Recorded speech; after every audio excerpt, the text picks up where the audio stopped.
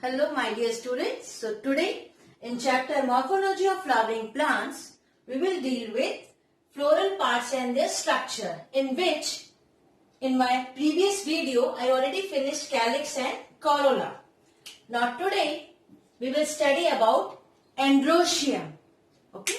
Now androecium, it is male reproductive goal of the flower, male reproductive part of the flower. And the individual member of androecium is called as stamen. Now there is one term, as in the case of calyx and corolla we have studied about when they are free or when they are fused, what they are called. So same way here in the androecium, when the stamens are free from each other, so that condition is called polyandrous condition or polyandrous androecium. So when the stamens are free. Okay. Now in the fused condition, means when the stamens are fused. Now in which condition they are fused? So there are two terms, adhesion and cohesion.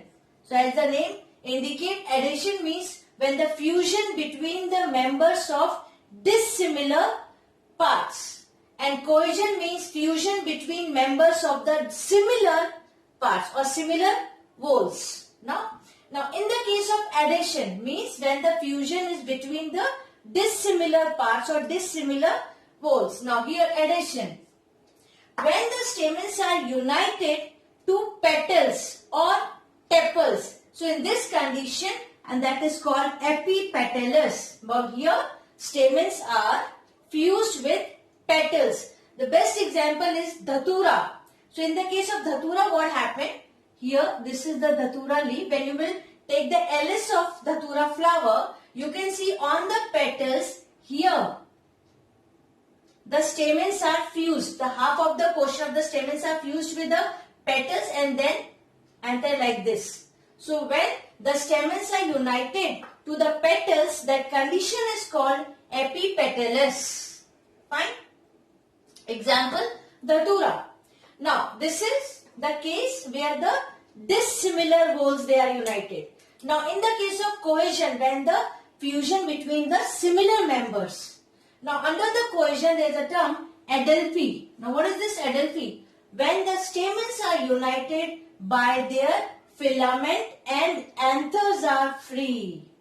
So before that I want to tell, as you all know, that this is the structure of stamen. Here this one is the anther. This one is a filament, and here the connector between the anther and filament is connective. Fine.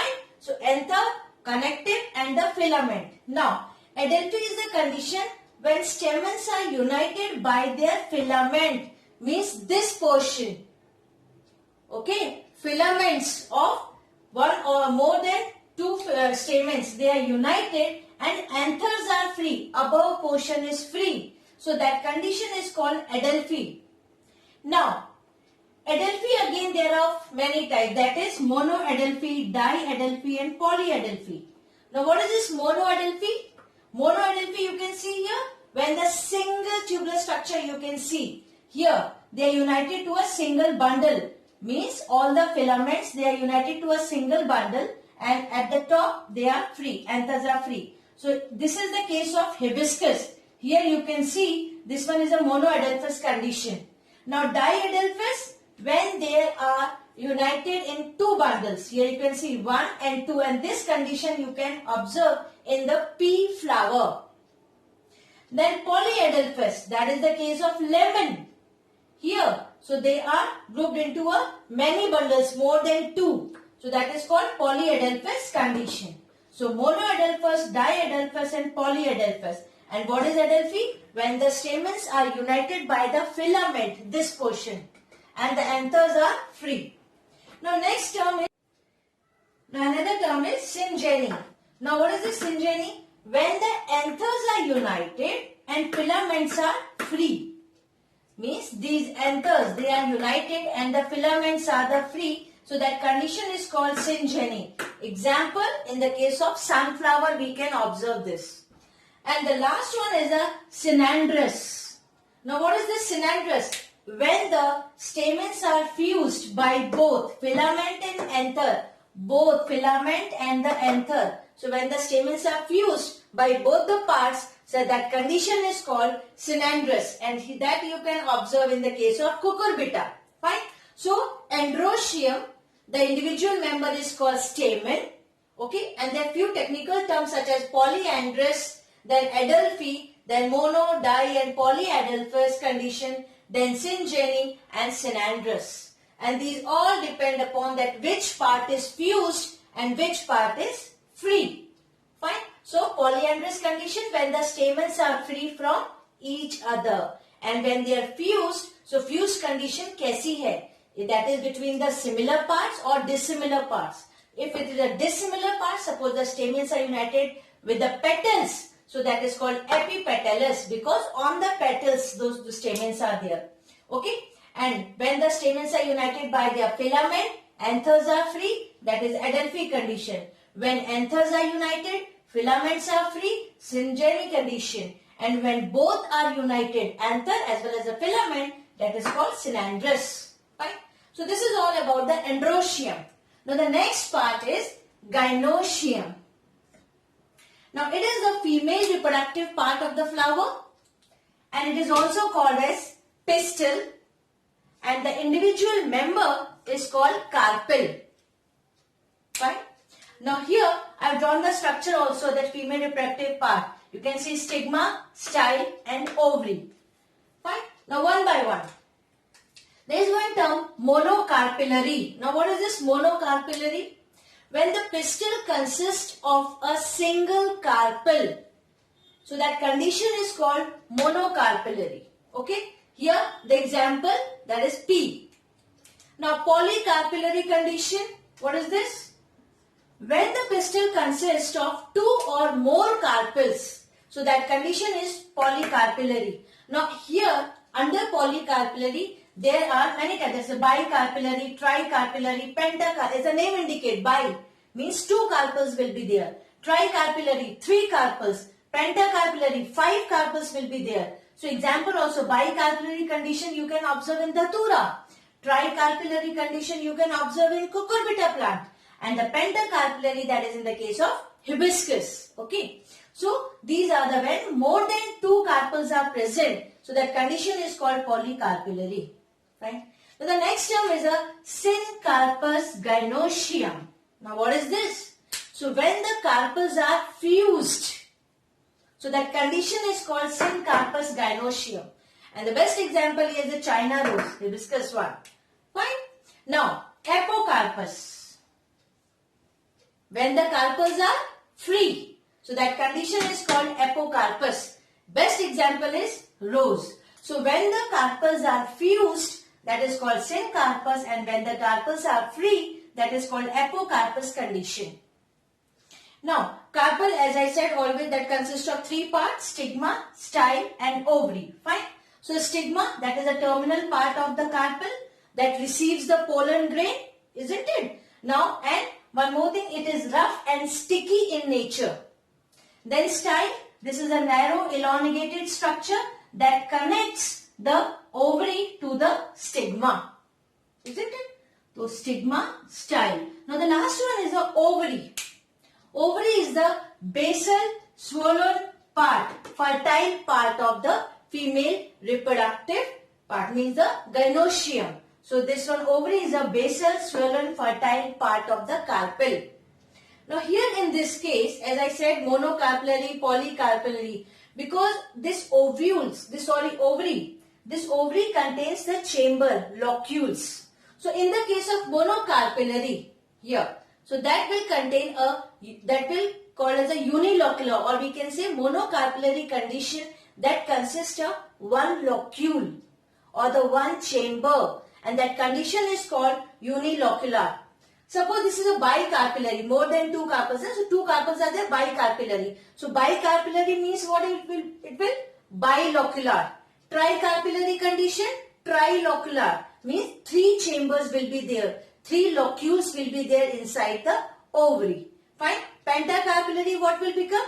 Pentalocular. Fine. Because five carpels are there. So that will form the pentalocular condition. So that depends upon which type of cartilage, mono, bi, tri, penta, whatever. So depend upon that the chambers are there. So locules are nothing but the chambers inside the ovary. Because when we take the TS of ovary, you can see that will look like this. In this way, chambers are there in which ovules are arranged. So that we will study later on. There is a one term placentation. Okay. Now, here, then each locule contains ovule. And these ovules are connected with the help of one tissue that is called placenta. This is the connection of ovule to the ovary wall. Fine. So, that is with the help of placenta. So, this is all about the gynoecium. The important terms are there. That gynoecium is also called as a pistil. An individual member is called carpel. There is a condition monocarpellary when the pistil consists of single carpel. Polycarpally when it consists more than two carpels. Syncarpous gynoecium when the carpels are fused. Apocarpous when the carpels are free. And this consists three parts: stigma, style and ovary. Now inside the ovary, how many chambers? That depend upon how many carpels are there. In the case of monocarpally, that will be a unilocular or bilocular or trilocular or pentalocular. Depend upon how many carpels are there. Fine. And then each locule contains the ovule. And these ovules are connected with the help of tissue that is called placenta. Fine. So this is all about the androecium and the gynoecium. Male reproductive part, and this one is a female reproductive part. Isn't it? Okay. Now next topic is placentation. So as I said earlier that ovules are present in the ovary and they are attached with the placenta. Okay. Now the term placentation, that is mode of arrangement of ovules on the placenta within the ovary, is called placentation. So how the ovules are arranged. Now there are different types of placentation such as marginal, axile, parietal and basal. Now one by one. Marginal. When the ovules are born at the fused margin of unilocular ovary. Already I already explained what is unilocular. Unilocular means single chamber. Fine. So when the ovules are born at the fused margin of unilocular ovary, such condition is called marginal placentation. Example, in the case of pea or beans, here also unilocular single ovule is there. This condition, all the ovules are arranged. Fine. Now next is the axile. So when the ovules are produced on the central axis of a multilocular ovary. Multilocular means more than two chambers, more than two locules are there.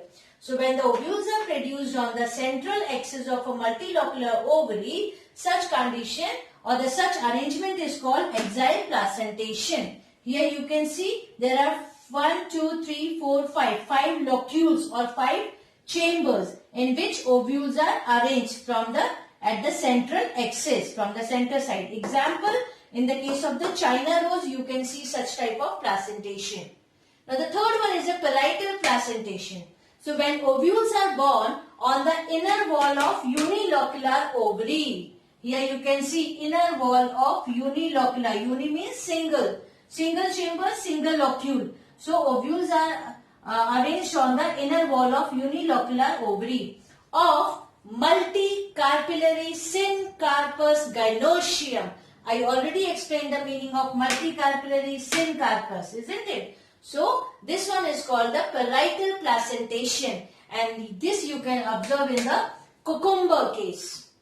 Now the last one is the basal placentation. So when the single ovule is born at the base of an unilocular inferior ovary.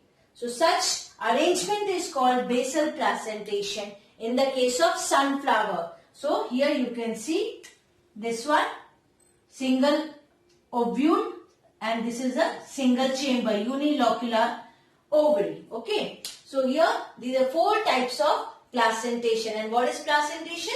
It is nothing but the mode of arrangement of ovules inside the ovary, on the placenta. Placenta is the attachment. Okay. So there are the 4 types. Now the last part of this chapter is study of family.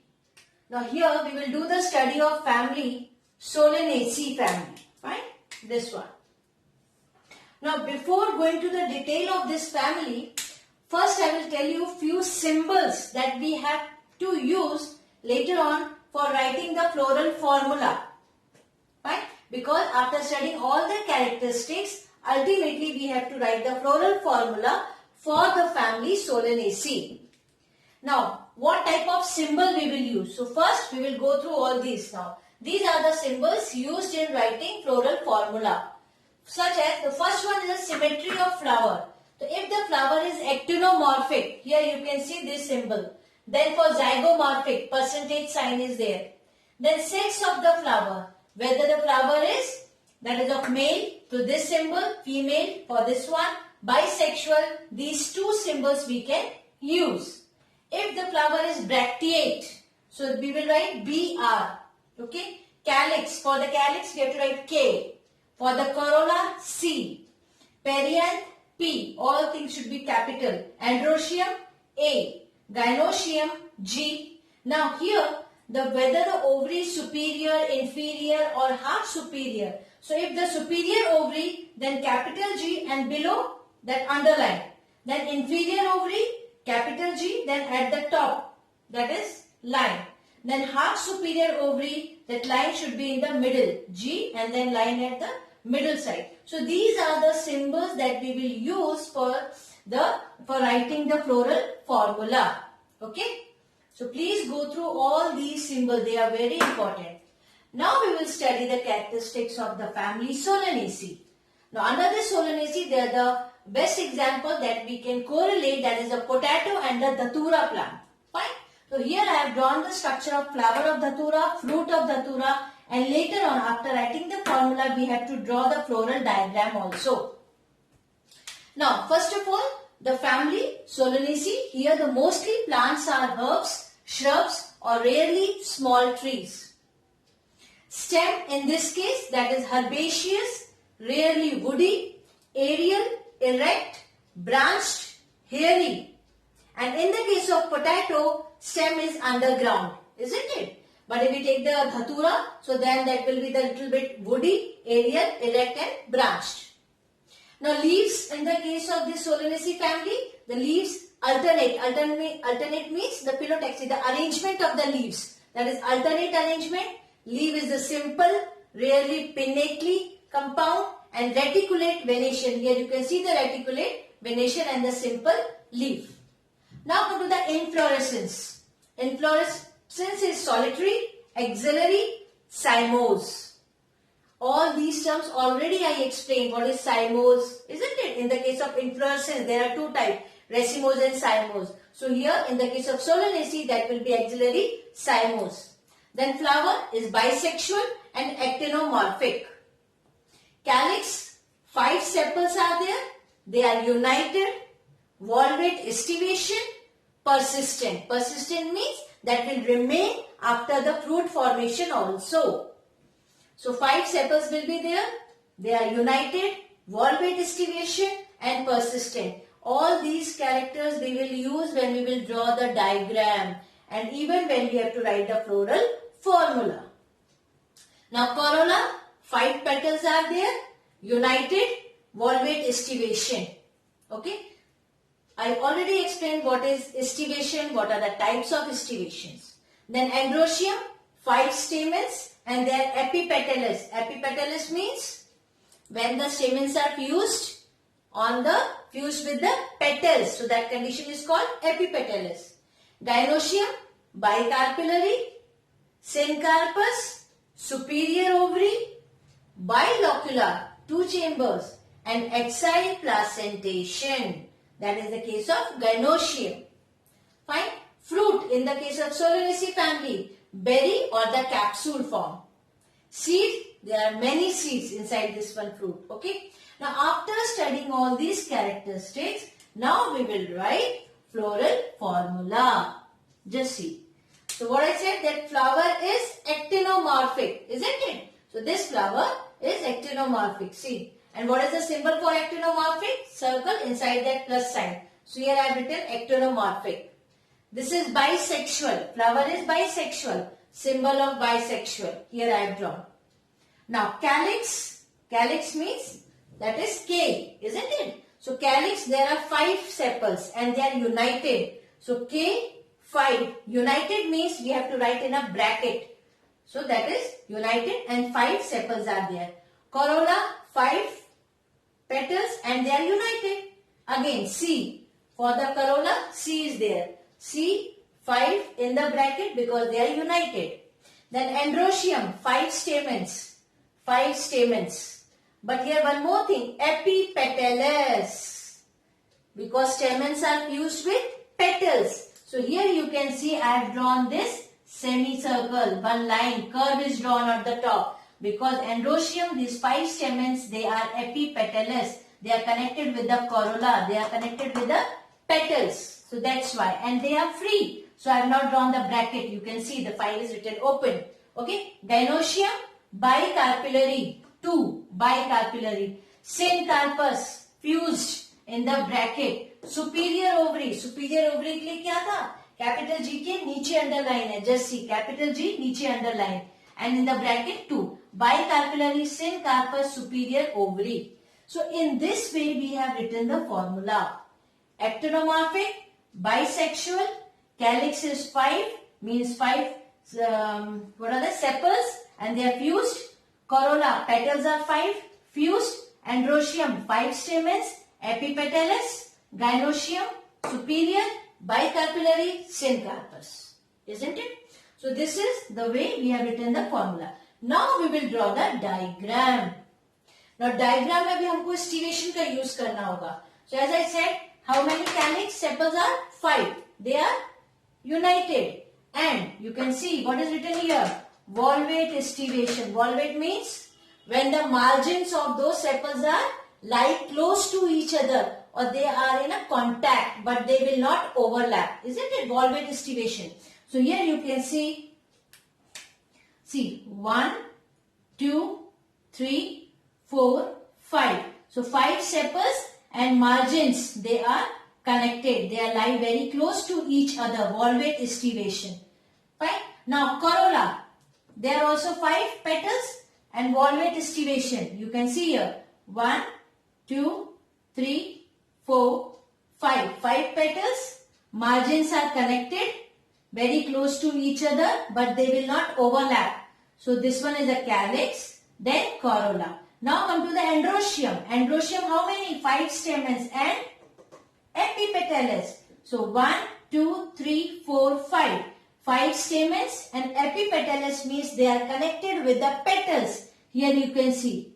This is the connection with the petals. So 5 petals, they are connected with the 5 stamens. Okay. Now gynoecium, bicarpillary, bilocular. You can see here I have drawn 2 locules, 1 and 2 like this. Like this condition. So 2 locules are there and axile placentation. What is the meaning of axile placentation? The ovules are arranged at the central axis from the center. So here you can see I have drawn the same way. From the center the ovules are arranged and 2 locules, bilocular axile placentation.